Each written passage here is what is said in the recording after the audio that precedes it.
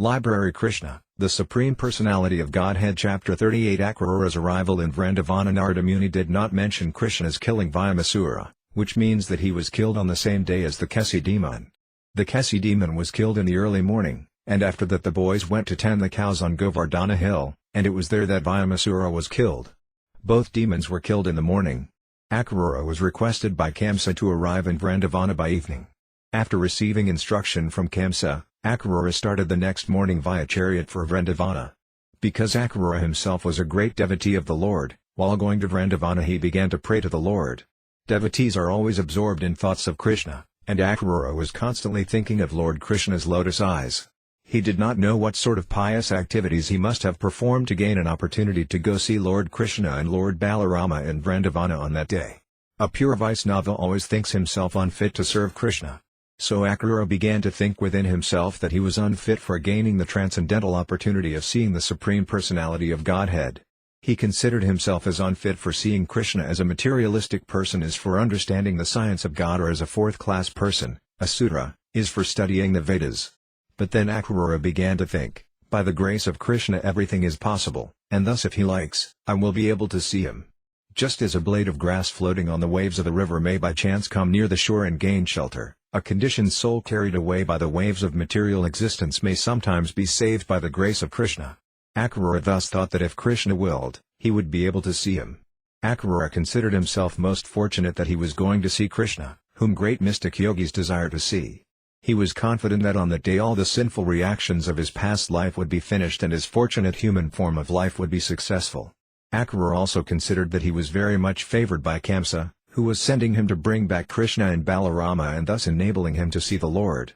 Akrūra continued to consider that formerly great sages and saintly persons were liberated from the material world simply by seeing the shining nails of the lotus feet of Krishna. That Supreme Personality of Godhead has now come just like an ordinary human being, and it is my great fortune to be able to see him face to face, Akrūra thought.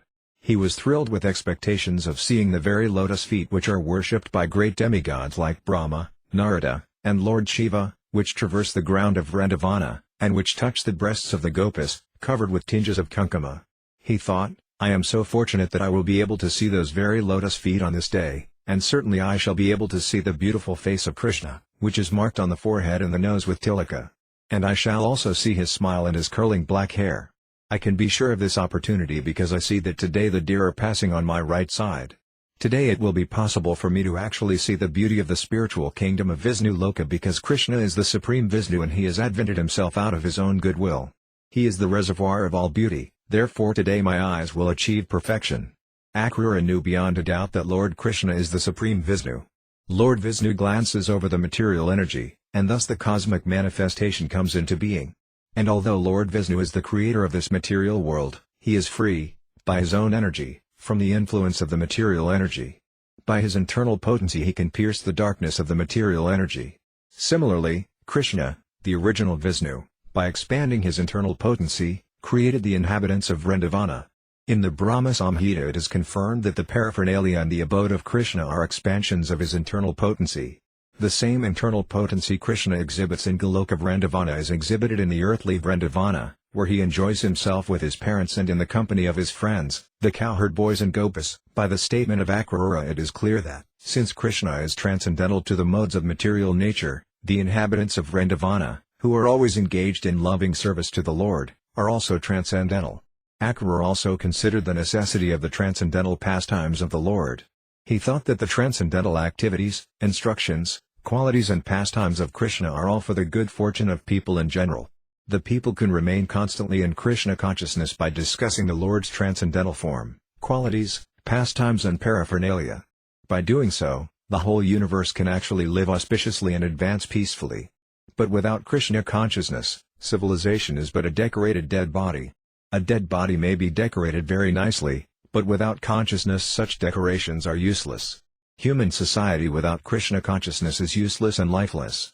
Akrūra thought, that Supreme Personality of Godhead, Krishna, has now appeared as one of the descendants of the Yadu dynasty. The principles of religion are his enacted laws. Those who are abiding by such laws are demigods, and those who are not abiding are demons.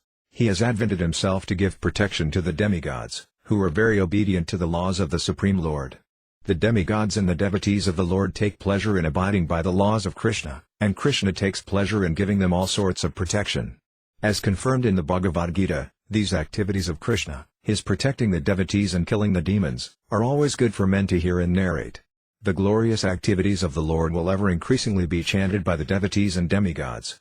Krishna, the Supreme Personality of Godhead, is the spiritual master of all spiritual masters. He is the deliverer of all fallen souls and the proprietor of the three worlds. Anyone who is able to see him with eyes smeared with love of Godhead enjoys a festival of seeing. Today I shall be able to see the Supreme Personality of Godhead, who by his transcendental beauty has attracted the goddess of fortune to live with him perpetually. As soon as I arrive in Vṛndāvana, I will get down from this chariot and fall prostrate to offer my obeisances to the Supreme Lord, the master of material nature and all living entities. The lotus feet of Krishna are always worshipped by great mystic yogis, so I shall also worship his lotus feet and become one of his friends in Vṛndāvana like the cowherd boys. When I bow down before Lord Krishna in that way, certainly he will place his fearless lotus hand on my head. His hand is offered to all conditioned souls who take shelter under his lotus feet. Krishna is the ultimate goal of life for all people who fear material existence, and certainly when I see him he will give me the shelter of his lotus feet. I am aspiring for the touch of his lotus-like hand on my head. When that hand touched the presentations of King Indra and King Bali, these two became qualified to be lords of the universe, and when that hand touched the gopis as they danced with Krishna in the Rasa Lila, it relieved all their fatigue. In this way Akrūra expected blessings from the hand of Krishna. He knew that Indra, who is the king of heaven and the master of the three worlds, the upper, middle and lower planetary systems, was blessed by the Lord simply for his offering a little water which Krishna accepted. Similarly, Bali Maharaja gave only 3 paces of land in charity to Vāmanadeva, and he also offered a little water which Lord Vāmanadeva accepted, and thereby Bali Maharaja attained the position of Indra. When the gopis were dancing with Krishna in the Rasa dance, they became fatigued, and Krishna wiped his hand, which is as fragrant as a lotus flower growing in Manasa Sarovara lake, over the pearl-like drops of perspiration on the faces of the gopis, and immediately the gopis became refreshed. Thus Akrūra was expecting benediction from that supreme hand of Krishna. Krishna's hand is capable of bestowing benediction upon all kinds of men if they take to Krishna consciousness. If one wants material happiness like that of the King of Heaven, he can derive that benediction from the hand of Krishna. If one wants liberation from the pangs of material existence, he can also get that benediction from the hand of Krishna, and if one in pure transcendental love for Krishna wants personal association and the touch of his transcendental body, he can also gain that benediction from his hand. Akrūra was afraid, however, because he had been deputed by Kamsa, the enemy of Krishna. He thought, I am going to see Krishna as a messenger of the enemy. At the same time, he thought, Krishna is in everyone's heart as the Supersoul, so he must know my heart.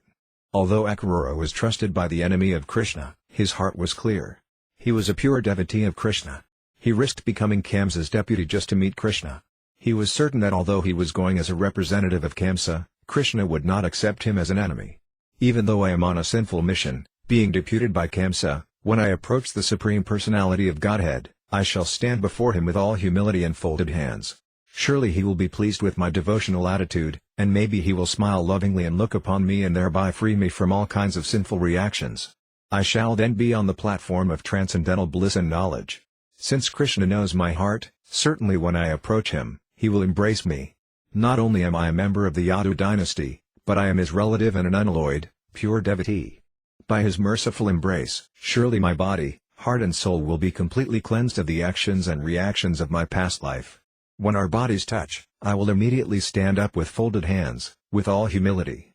Certainly Krishna and Balarama will call me Akrūra, uncle, and at that time my whole life will be glorious. Unless one is recognized by the Supreme Personality of Godhead, his life cannot be successful. It is clearly stated here that one should try to be recognized by the Supreme Personality of Godhead by one's service and devotion, without which the human form of life is condemned. As stated in the Bhagavad Gita, the Supreme Lord, the Personality of Godhead, is equal to everyone. He has no friends and no enemies. But he is inclined to a devotee who renders him service with devotional love. The Bhagavad Gita also declares that the Supreme Lord is responsive in proportion to the devotional service rendered by the devotee. Akrūra thought that Krishna was like the desire tree in the heavenly planets, which gives fruit according to the desire of the worshipper. The Supreme Personality of Godhead is also the source of everything. A devotee must know how to render service unto him and thus be recognized by him. In the Chaitanya Charitamrita it is therefore explained that one should serve both the spiritual master and Krishna simultaneously and in that way make progress in Krishna consciousness. Service rendered to Krishna under the direction of the spiritual master is bona fide service because the spiritual master is the manifested representative of Krishna. Sri Visvanatha Chakravarti Thakura says that when one satisfies the spiritual master, he satisfies the Supreme Lord. It is exactly like service in a government office. One has to work under the supervision of the departmental head. If the supervisor of the department is satisfied with the service of a particular person, a promotion and increase in pay will automatically come. Akrūra then thought, when Krishna and Balarama are pleased with my behavior, certainly they will take my hand, receive me within their home and offer me all kinds of respectable hospitalities, and they will surely ask me about the activities of Kamsa and his friends. In this way, Akrūra, the son of Svafaka, meditated on Sri Krishna on his journey from Mathura. He reached Vṛndāvana by the end of the day. Akrūra passed the whole journey without knowing how long it took. When he reached Vṛndāvana, the sun was setting. As soon as he entered the boundary of Vṛndāvana, he saw the hoof prints of the cows and Lord Krishna's footprints. Impressed with the signs of his soles, the flag, trident, thunderbolt and lotus flower. These symbols on the soles of the Lord's transcendental lotus feet are worshipped by all the demigods and other great personalities throughout the three worlds. Upon seeing the footprints of Krishna, Akrūra immediately jumped down from the chariot out of respect. He became overwhelmed with all the symptoms of ecstasy, he wept, and his body trembled. Out of extreme jubilation upon seeing the dust touched by the lotus feet of Krishna, Akrūra fell flat on his face and began to roll on the ground. Akrūra's journey to Vṛndāvana is exemplary. One who intends to visit Vṛndāvana should follow the ideal footsteps of Akrūra and always think of the pastimes and activities of the Lord. As soon as one reaches the boundary of Vṛndāvana, he should immediately smear the dust of Vṛndāvana over his body without thinking of his material position and prestige. Srila Nautama Thakur has sung in a celebrated song, Vyāsadeva Kabesudha, when my mind will be purified after leaving the contamination of material sense enjoyment, I shall be able to visit Vṛndāvana. Actually, one cannot go to Vṛndāvana by purchasing a ticket. The process of going to Vṛndāvana is shown by Akrūra. When Akrūra entered Vṛndāvana, he saw Krishna and Balarama engaged in supervising the milking of the cows. Krishna was dressed in yellow garments and Balarama in bluish. Akrūra also saw that their eyes were exactly like the beautiful lotus flower that grows during the autumn season. He saw Krishna and Balarama in the spring of their youth. Although they had the same bodily features, Krishna was blackish in complexion, whereas Balarama was whitish. Both were the shelter of the goddess of fortune. They had well-constructed bodies, beautiful hands and pleasing faces, and they were as strong as elephants. Now, after seeing their footprints, marked with flag, trident, thunderbolt and lotus, Akrūra actually saw Krishna and Balarama face to face. Although they were the most influential personalities, they were glancing at him with smiling faces. Akrūra could understand that both Krishna and Balarama had returned from tending cows in the forest. They had taken their baths and were dressed with fresh clothing and garlanded with flowers and with necklaces made of valuable jewels. Their bodies were smeared with the pulp of sandalwood. Akrūra greatly appreciated the aroma of the flowers and sandalwood in their bodily presence. He considered himself very fortunate to see Krishna, the Supreme Personality of Godhead, and his plenary expansion, Balarama, face to face, for he knew that they were the original personalities of the creation. As stated in the Brahma Samhita, Krishna is the original personality of Godhead and the cause of all causes. Akrūra could understand that the Supreme Personality of Godhead had appeared personally for the welfare of his creation, to re-establish the principles of religion and to annihilate the demons. With their bodily effulgence the brothers were dissipating all the darkness of the world, as if there were mountains of sapphire and silver. Without hesitating, Akrūra immediately got down from his chariot and fell flat, just like a rod, before Krishna and Balarama. Upon touching the lotus feet of the Supreme Personality of Godhead, he became overwhelmed with transcendental bliss, his voice choked up, and he could not speak. Due to his transcendental pleasure, incessant torrents of tears fell from his eyes. He remained stunned in ecstasy, as if devoid of all powers to see and speak. Lord Krishna, who was very kind to his devotees, raised Akrūra with his hand and embraced him. It appeared that Lord Krishna was very pleased with Akrūra. Balaram also embraced Akrūra. Then the two lords took him by the hand and brought him to their sitting room, where they offered him a very nice sitting place and water for washing his feet. They also worshipped him with a suitable presentation of honey mixed with other ingredients. When Akrūra was thus comfortably seated, Krishna and Balarama offered him a cow in charity and then brought very palatable dishes, and Akrūra accepted them. When Akrūra finished eating, Balarama gave him betel nut and spices, as well as pulp of sandalwood, just to make him more pleased and comfortable. The Vedic system of receiving a guest was completely observed by Lord Krishna himself to teach all others how to receive a guest at home. It is a Vedic injunction that even if a guest is an enemy, he should be received so well that he does not apprehend any danger from the host. If the host is a poor man, he should at least offer a straw mat as a sitting place and a glass of water to drink. Krishna and Balarama welcomed Akrūra in a way just befitting his exalted position. After Akrūra was thus properly received and seated, Nanda Maharaja, the foster father of Krishna, said, "My dear Akrūra, what shall I inquire from you? I know that you are being protected by Kamsa, who is most cruel and demoniac. His protection is just like the slaughterhouse keeper's protection of animals he will kill in the future. Kamsa is so selfish that he has killed the sons of his own sister, so how can I honestly believe that he is protecting the citizens of Mathura?" This statement is most significant. If the political or executive heads of the state are simply interested in themselves, they can never look after the welfare of the citizens. As Nanda Maharaja spoke to Akrūra with pleasing words, Akrūra forgot all the fatigue of his day's journey from Mathura to Vṛndāvana. Thus ends the Bhaktivedanta purport of the 38th chapter of Krishna, Akrūra's arrival in Vṛndāvana.